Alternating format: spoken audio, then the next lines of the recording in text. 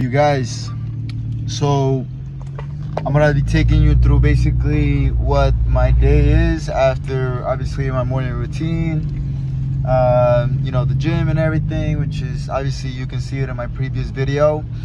So this is what I'm gonna be showing you guys. This is currently my side hustle that I currently run with a couple partners, and this is basically the income that I have aside from in-person training. So let's get into it. So you guys, so this business is package fulfillment, which is like you ordered one of these on Amazon.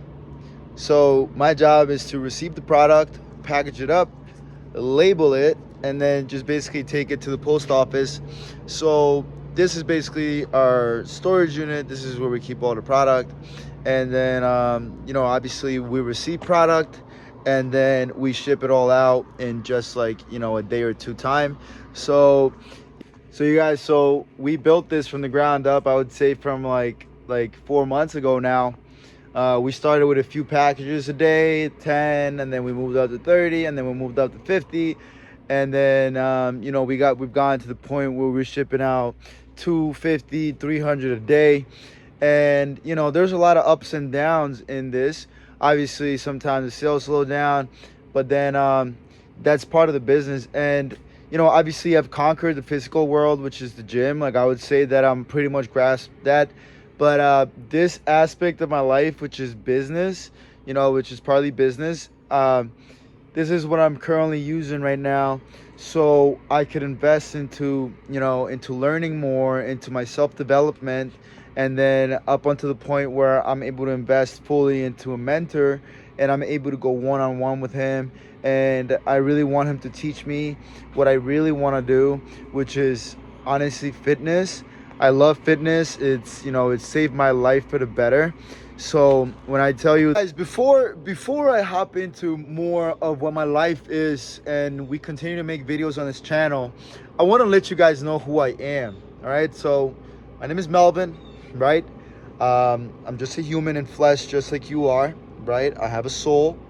And so I come from Honduras, I would say very poor city that I was born in, which is Villanueva.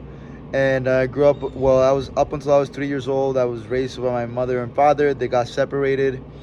And then I ended up living with my aunt. One day I woke up to basically my mother leaving and my dad just going his own way. So I ended up growing up with my aunt and my uncle up until I was 11 years old. My mother came to the States when I was younger. She married an American. I was blessed enough for him to basically help me get into the States. I was taken out of my life in Honduras, and it was very rough at the beginning, right? It was very rough. It was very rough. I'm not gonna lie. When I first initially got here, I went from having a bunch of friends to literally having none. And the life that I had living with my mother and my stepfather, it was, I would say, the hardest years of my life. It was a very abusive life that I was living. And a lot of yelling, a lot of screaming, a lot of hitting. And it was just those years, it just built me different. And then I was up until 17 years old. My stepbrother had an issue at school. DYFS got called, and then DYFS started investigating our home, basically where we lived, right? And it was like I was gonna get taken to a foster home, right? So it was either I go to a foster home because I was 17 years old, or I go to Honduras and I live with my father. And I ended up making the decision. I was just a kid. I was like, hey, I need to go to Honduras. I can't stay here any longer. So I went to Honduras and I was living with my dad I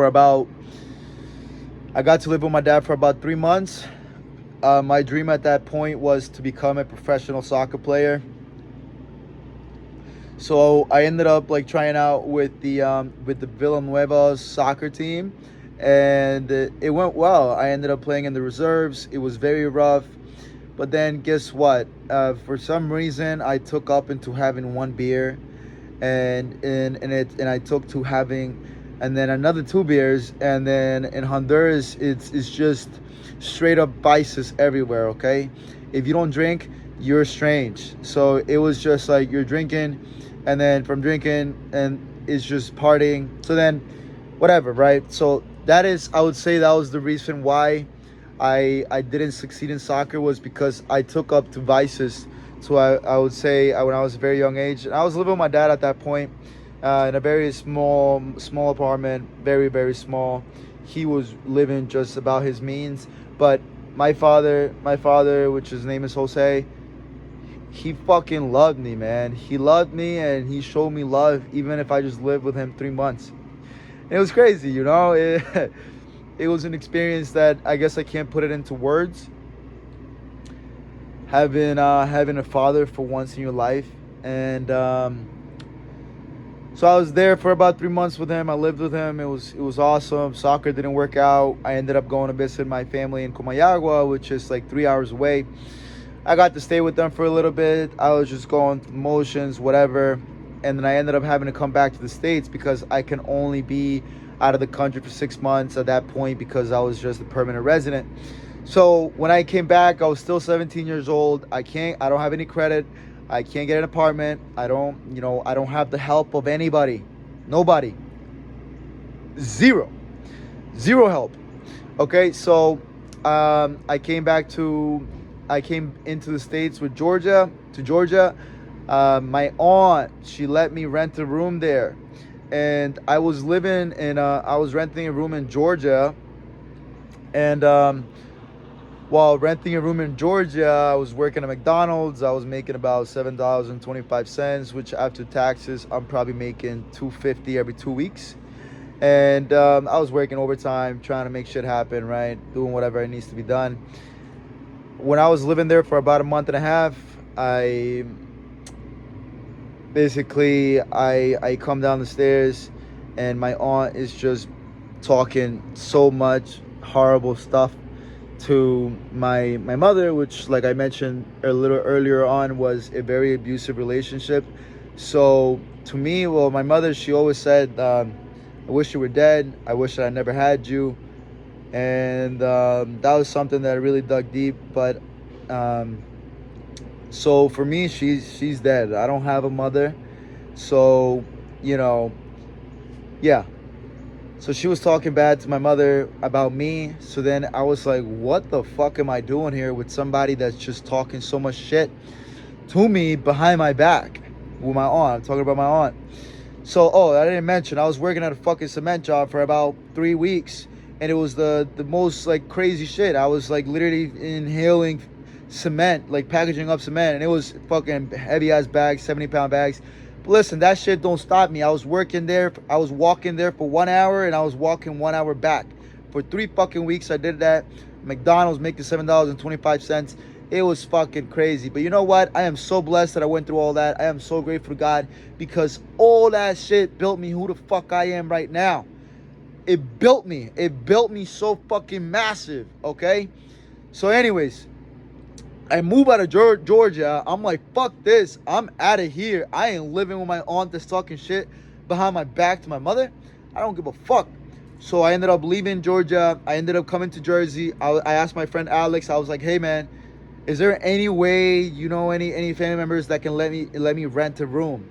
So his grandmother, she was so kind that she let me rent half of her attic. Not the attic, half of it. Just the bed and just like a couple things to put my clothes in. I only had like about a pair of shoes, and I only had like a pair of jeans and a couple hoodies because it was a bit cold at that time.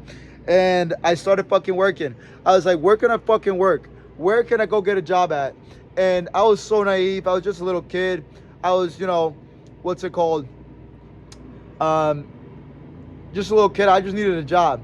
So where can I get a job, right? So it was like, go. I literally didn't know nothing about the world. Nothing. I was a kid, and I was just fucking thrown into the world by my fucking self. By myself, okay? I don't know if you understand that shit. All right, you don't fucking have any guidance for nobody. You don't have no guidance. You don't have no help. You know, I've been literally like so low that I didn't even have to eat, but that shit was awesome because again, it built me to who I am right now. Okay, so anyways, I ended up getting a job. I was making like I would say like $8.50, which was a fucking raise from working at the jobs that I was working in Georgia. So yeah, so I ended up working at that. It was fucking horrible. I was walking there at 4:30 a.m. Because I didn't have a means to get there, so I needed to be there at certain hours so I could get a job. It was basically a work agency, which it's an agency that offers jobs, right? Obviously, like very simple jobs like packaging boxes, scanning items, whatever, right? So that's what I did for a few months, and you know, that at least allowed me to pay my rent, which I was probably making like $325 in 2 weeks at that point. So again, guys, this was just me getting into United States back when I was 17 years old and starting my life completely by myself with the assistance of having a room to live in at the age of 17 years old, and everything that I have right now, which I would say it's nowhere where I want to be. I'm not done here. This is not who Melvin is. I am building a fucking character that you cannot stop by massive resilience, fucking massive hard work. I don't know if you're gonna understand that shit, and that's why I'm starting to record when I'm down here. You understand me? This is where I'm showing you guys where I'm gonna be building from. You understand me? And again, I am grateful to God for all the opportunities that He's allowed me to have, all the hardships that I've been through. They're all just blessings. Those hardships are blessings because they made me so strong. They made me so strong. Okay? So again, that was my just the beginning of my story coming into the States when I was 17 years old, and just, you know, walking through life with a blindfold on and just going through the motions, getting a job, paying my meat, being able to pay my rent, being able to get food, being able to pay for my food, because I was even getting charged to just eat. So it wasn't like, oh, here's your food, you're paying rent. No, you gotta pay for your food weekly. You gotta pay for your room, for your half of your attic weekly. It was, I wasn't giving shit. So yeah, you guys. So going into my actual first meal of the day, aside from my breakfast, it's just basically 2 patches of tuna, and then 2 whole eggs, and then just a mango. So I'm gonna be putting down the macros over here just so you guys know. So a quick story. When I was like a little kid, I would always like love to climb trees, like mango trees, and I would bring salt and like cumin and stuff and like hot sauce, and then I would bring a knife, and then with a couple of friends, we would just climb the tree, bring all that stuff with us, and then just literally eat the mangoes up on the tree. And it used to be so good. Amazing. Look at this mango. Incredible. Guys, so I really appreciate you guys for watching. This is just a little piece of my story. I'm going to be bringing out, obviously, when I'm going to start vlogging every single day what my life is, even if it isn't anything fancy. I really appreciate you guys for watching, because you guys are literally my friends now. If you're watching this, you're my friend. And subscribe for me, and give me a like, and follow me on my Instagram, which is Melvin with 2 N's _fit. Okay, so I guide you to lose all the weight that you would need to lose, right? So if you want to lose 10, 20 pounds, 30 pounds, I've been able to lose 130 pounds with clients of mine. I've been able to take them from knowing nothing from the gym to basically being able to advance to where they're able to train by themselves. So if you are somewhere that you want to basically change your physical life, I would love to help you out. Shoot me a DM on my Instagram, and then guys, stay blessed, take care, and peace.